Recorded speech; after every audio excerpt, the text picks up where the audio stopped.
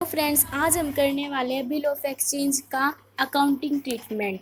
यानी bill of exchange को हम अपने अकाउंट्स में किस तरह मेंटेन करेंगे, यानी किस तरह उनको रिकॉर्ड करेंगे। तो इसमें बता रखा है कि बिल ऑफ एक्सचेंज है ना, दो तरह से ट्रीट किया जाता है। एक तो बिल रिसीवेबल और एक होता है बिल्स पेबल।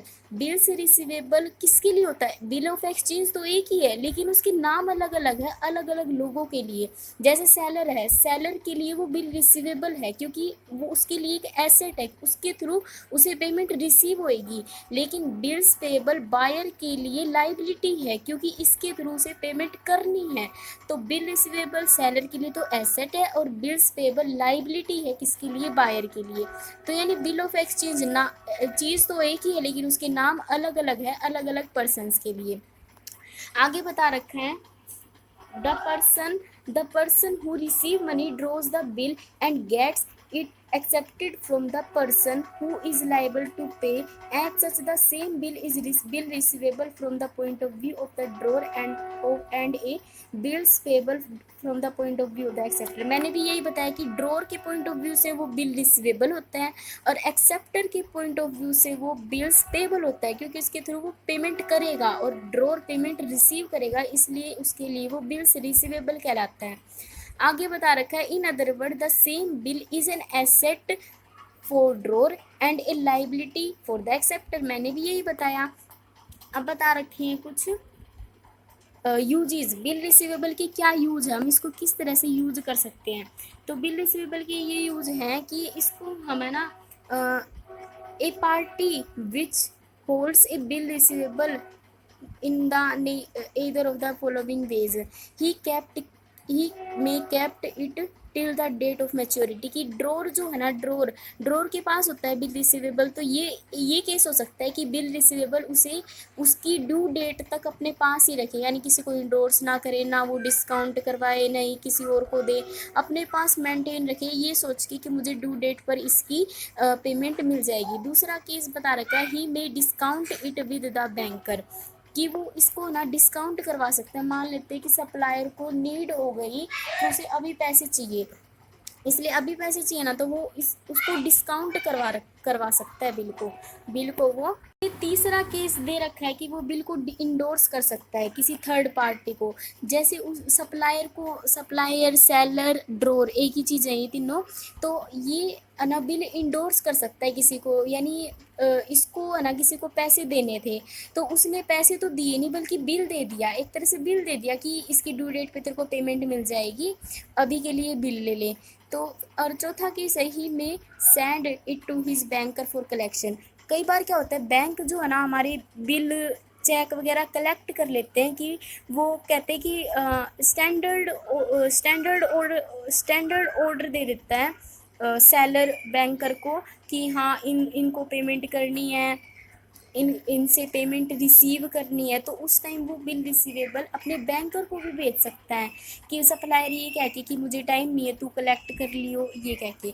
अब हम बारी बारी से है ना सारे केसेस को उनका अकाउंटिंग ट्रीटमेंट पढ़ेंगे। पहला केस है, जब वो बिल रखे अपने पास उसकी ड्यू डेट तक तब उस केस में हम क्या एंट्रीज करेंगे अपनी अकाउंट्स में, वो देखते हैं। तो उस केस में वो एंट्रीज करेगा अपनी अकाउंट्स में।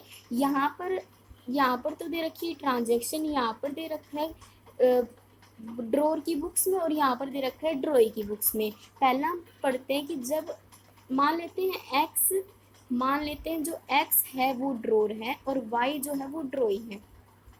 इस केस में क्या आएगा कि अगर गुड्स सोल्ड की है एक्स ने वाई को, यानी कि एक्स सेलर है और वाई बायर है, तो जब सेल होती है तब एक्स क्या एंट्री करेगा, यानी मतलब कि एक्स के लिए तो वो सेल ही हो रही है, वाई के लिए वो बाइंग है, क्योंकि वाई के लिए तो वो परचेज है क्योंकि वाई जो उसको खरीद रहा है और एक्स बेच रहा है।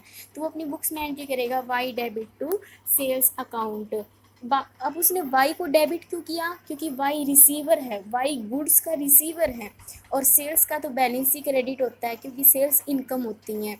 और ड्रॉई अपनी बुक्स में क्या एंट्री करेगा? Purchase account debit to X. Purchase को डेबिट क्यों किया, क्योंकि इसके लिए उसने कुछ पेमेंट की या फिर बाद में करेगा, तो एक तरह से वो खर्चा हो गया, तो परचेज को डेबिट करेंगे।